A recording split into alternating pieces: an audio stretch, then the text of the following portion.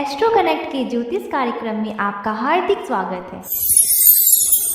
बात करेंगे धनु राशि वालों की और देखेंगे कि देवगुरु बृहस्पति का जो गति परिवर्तन हो रहा है, अर्थात देवगुरु बृहस्पति जो अभी वक्री गति में चल रहे थे, अब वह 18 अक्टूबर को मार्गी जो होंगे, उसका आप धनु राशि वालों पर किस प्रकार का प्रभाव पड़ेगा।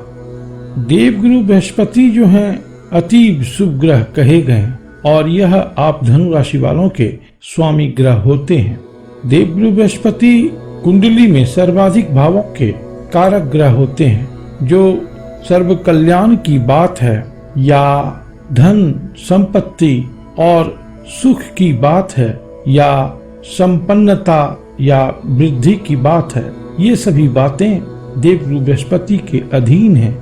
तो जीवन में जो बरकत है या मान सम्मान है, समृद्धि है या अच्छी बुद्धि है या अच्छा ज्ञान है, ये सभी बातें जो हैं इस पर निर्भर करती हैं कि आपकी कुंडली में देवगुरु बृहस्पति कितने शुभद हैं।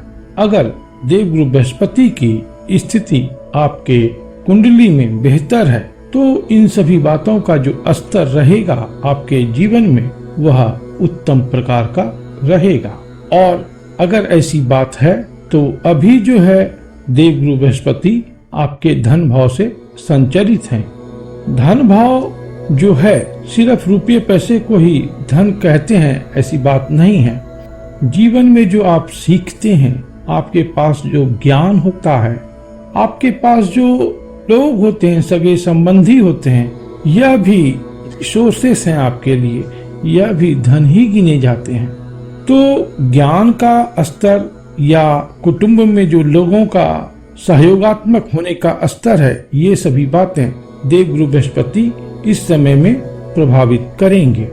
देवगुरु बृहस्पति चूंकि नीच के हैं, लेकिन नीचनाथ शनि भी साथ में है और अब दोनों ही ग्रह मार्गी गति में होंगे, तो कई बातें जो अटक रही थी, रुक रही थी, चाहे वह धनार्जन के विषय में हो या मांगलिक कार्य के विषय में हो या परिवार में जो उन्नति प्रगति की बात है, हर्ष उल्लास की बात है, इन सभी मामलों में जो विडंबनाएं आ रही थी, अब धीरे धीरे इन सभी बातों में बेहतरी आएगी।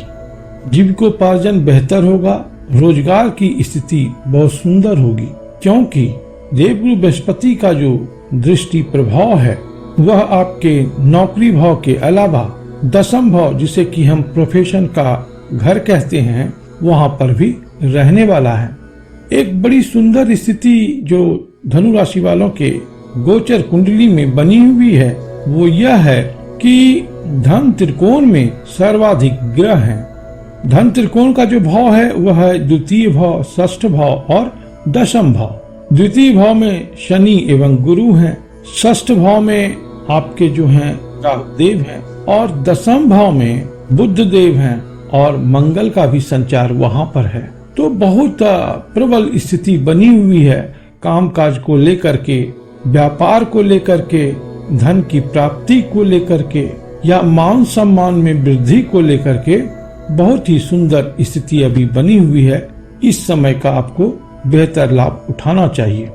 देवगुरु बृहस्पति का जो दृष्टि प्रभाव है वह अष्टम भाव पर भी पड़ रहा है और अष्टम भाव जो है वह अनार्जित धन का है और नुकसान का भी है। तो इस समय में अगर आपके कुंडली में देवगुरु बृहस्पति अच्छी स्थिति के हैं तो अनार्जित धन की भी प्राप्ति होगी या पैतृक संपत्ति से इस समय में लाभ होगा।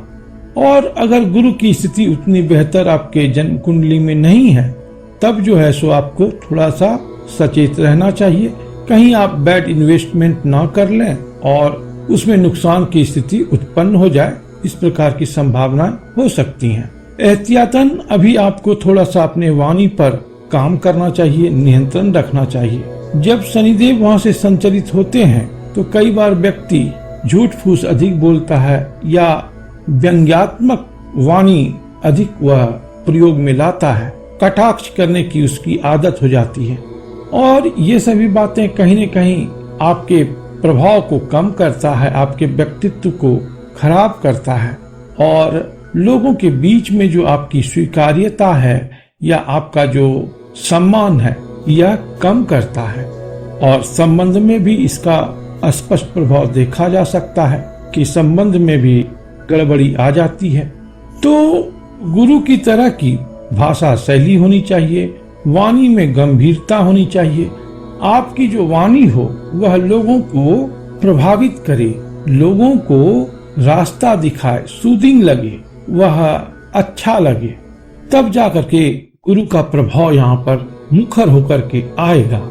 क्योंकि द्वितीय भाव जो है वह हाउस ऑफ लर्निंग भी है, तो अच्छी अच्छी बातों को आप इस समय में सीखें, इसके लिए यह समय बहुत ही अनुकूल है।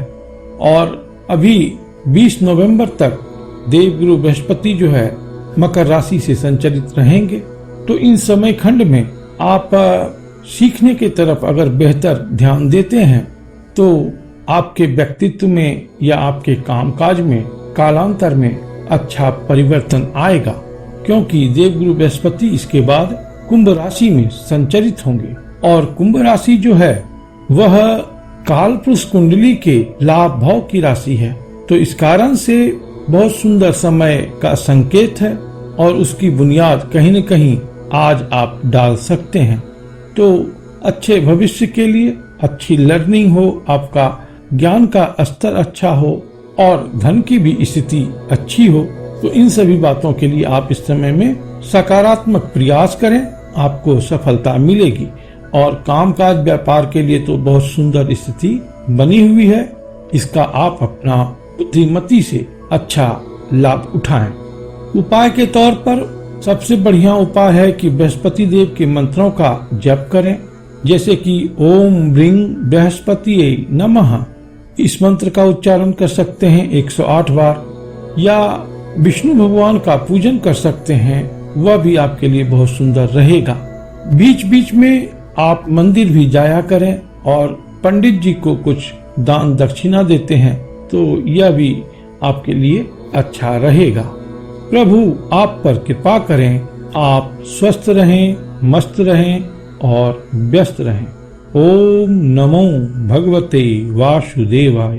ओम नमो भगवते वासुदेवाय।